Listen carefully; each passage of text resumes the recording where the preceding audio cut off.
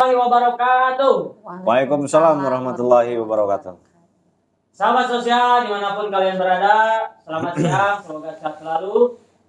Baiklah, di sini saya sebagai pembawa acara, nama saya Nandi Hamzah, yang bertugas juga sebagai pendamping PKH di Kota Banjar. Di sini saya akan memandu acara, yaitu pembicaraan ataupun tentang PKH Kota Banjar. Nah, di sini saya akan membicarakan yaitu tentang tugas pendamping. Namun di sini saya tidak sendiri, saya akan ditemani dengan kebetulan di sini ada koordinator Kota Banjar ataupun PPK Kota Banjar, dan juga di sini ada salah satu pendamping PKH Kota Banjar. Alhamdulillah saya ditemani dengan dua orang yang hebat di sini gitu. Dan beliau-beliau sini juga merupakan pendamping senior.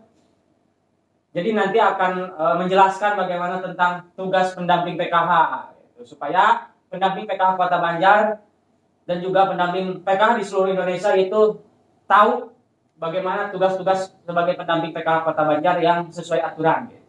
Baiklah, langsung saja dan sekaligus nanti perkenalan oleh beliau-beliau. Maka dari itu saya kembalikan ke Bapak Korkot, silakan. Assalamualaikum warahmatullahi wabarakatuh. Terima kasih Kang Nandi selaku SDMPK Kota Banjar yang pada kesempatan ini kita sedikit ngobrol-ngobrol santai, sekaligus memperkenalkan apa itu sih PKH, tugas pendamping itu apa sih gitu kan. Terus hal-hal apa saja yang di luar tupoksinya pendamping PKH atau SDMPKH di lapangan. Perkenalkan, nama saya Rahmat Dianto. Alhamdulillah saat ini bisa hadir di sini berkumpul dengan beberapa SDM.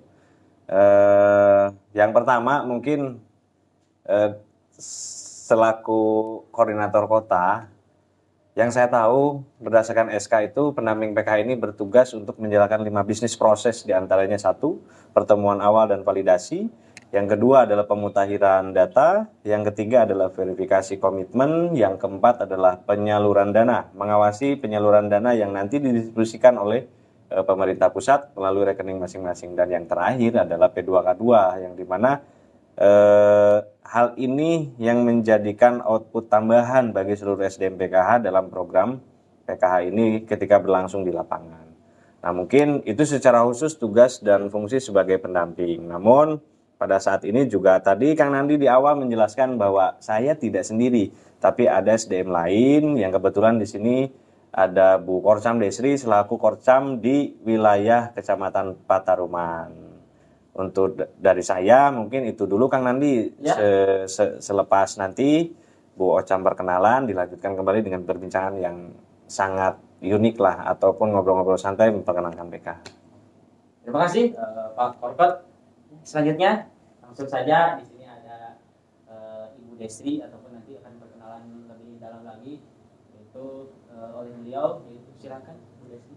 Ya, saya Desriani Arista, saya salah satu pendamping sosial PKH di Kota Banjar.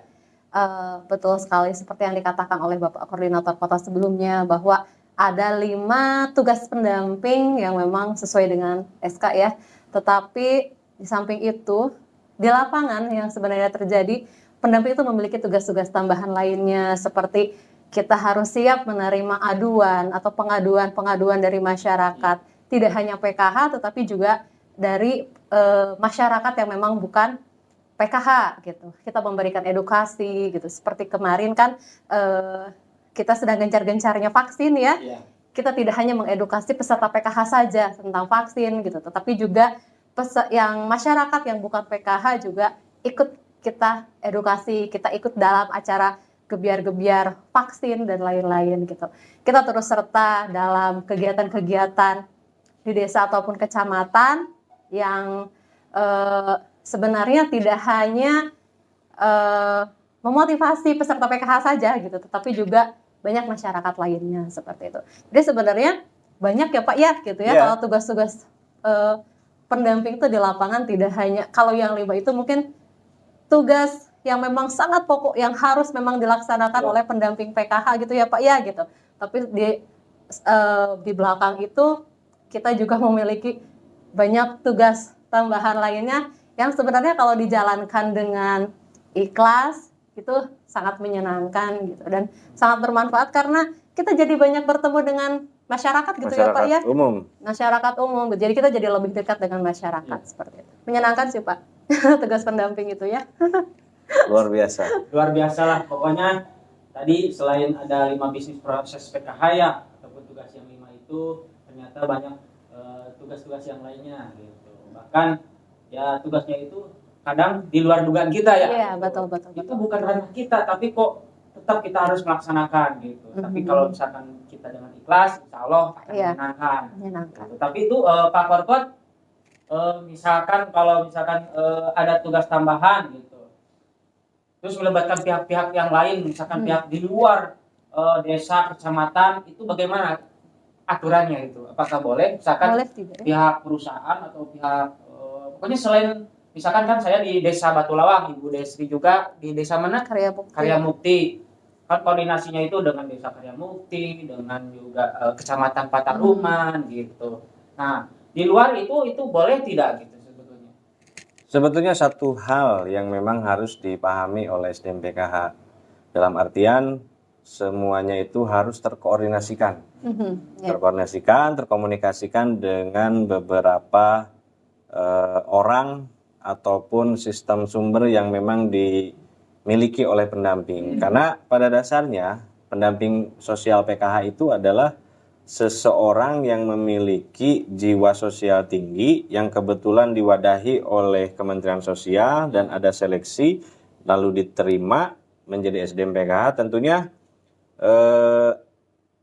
dalam mindset pendamping ini harusnya banyak kegiatan-kegiatan yang memang pada akhirnya ini tujuannya adalah untuk mengembangkan SDM penerima bansos, sumber daya penerima bansos. Jadi ketika melibatkan beberapa pihak yang tujuannya adalah untuk kebaikan KPM, saya pikir itu tidak menjadi hal yang krusial, tetapi itu adalah salah satu mekanisme penanganan menggunakan sistem sumber yang SDM PKH punya untuk meningkatkan kapasitas SDM penerima bansos. Supaya satu, tadi saya sebutkan bahwa di bisnis proses itu ada P2K2. Nah, di sini ini kan tujuannya untuk merubah pola pikir. Sedangkan pola pikir ini harus ditunjang dengan beberapa aspek. Tadi pengetahuan tentang ekonominya, pengetahuan tentang kepribadian daripada si KPM atau keluarga penerima manfaat PKH. Supaya tidak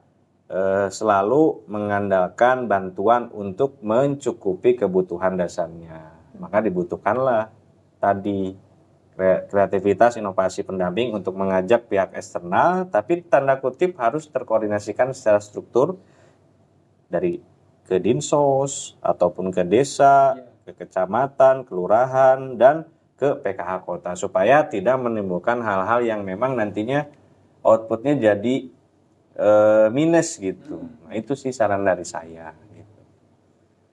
Gimana kalau misalkan tanggapan Ibu Desi mengenai dengan pihak yang luar ini?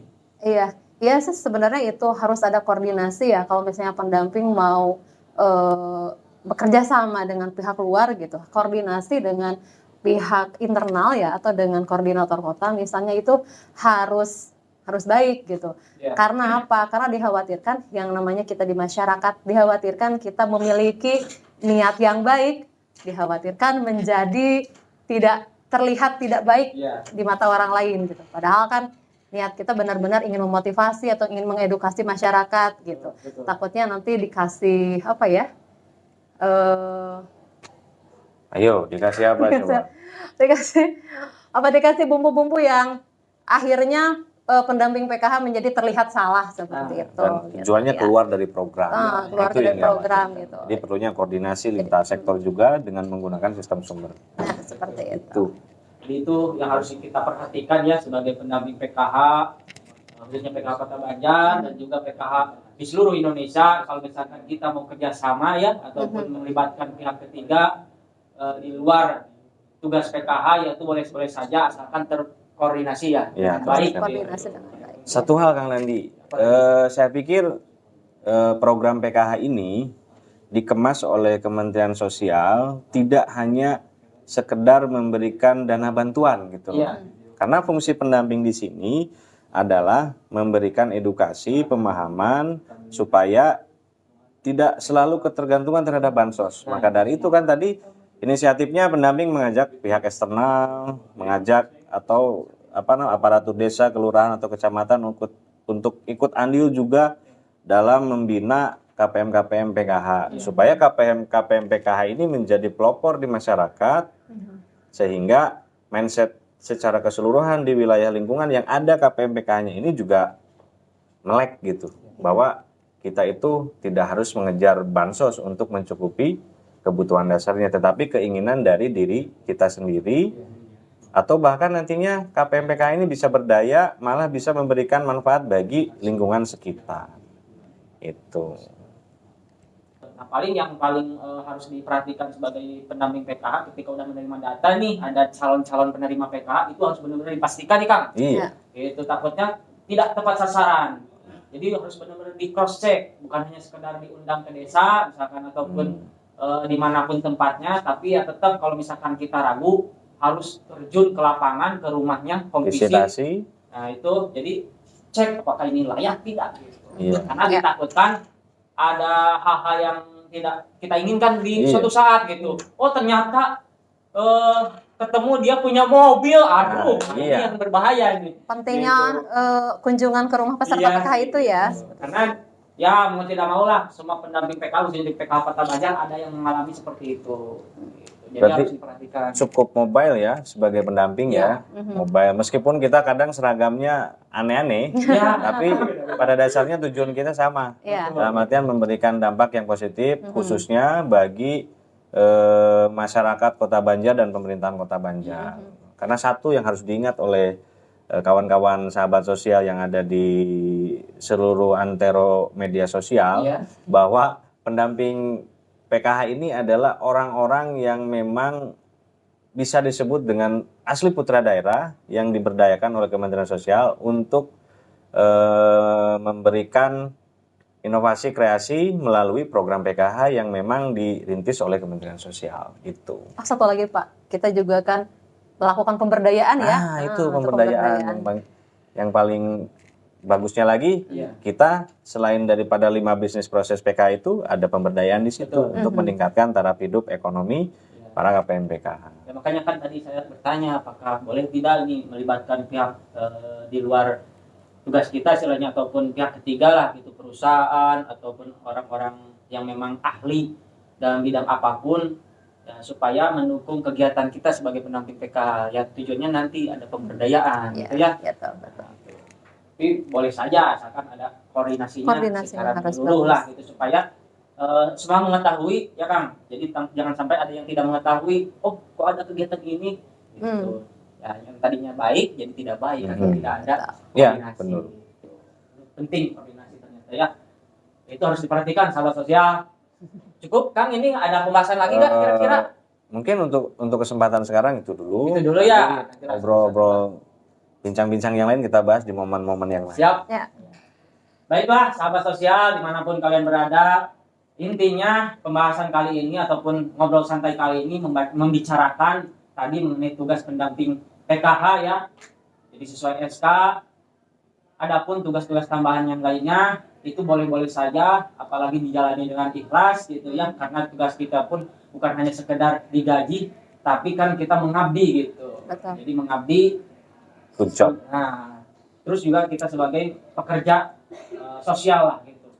Nah, terus ada juga tadi mengenai indikasi ataupun apa istilahnya kita sebagai pendamping PKH itu bukan mendata gitu, ataupun bisa mengajukan bagi masyarakat yang mendaftar PKH tidak bisa, karena pendamping PKH itu hanya menerima data dan meng-cross-check-nya gitu, ataupun verifikasi dan validasi gitu, pertemuan awal itu dipastikan harus tepat sasaran.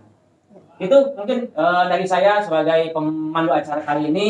Terima kasih, mudah-mudahan ada manfaatnya untuk sahabat sosial dimanapun kalian berada. Kita akhiri, wassalamualaikum warahmatullahi wabarakatuh.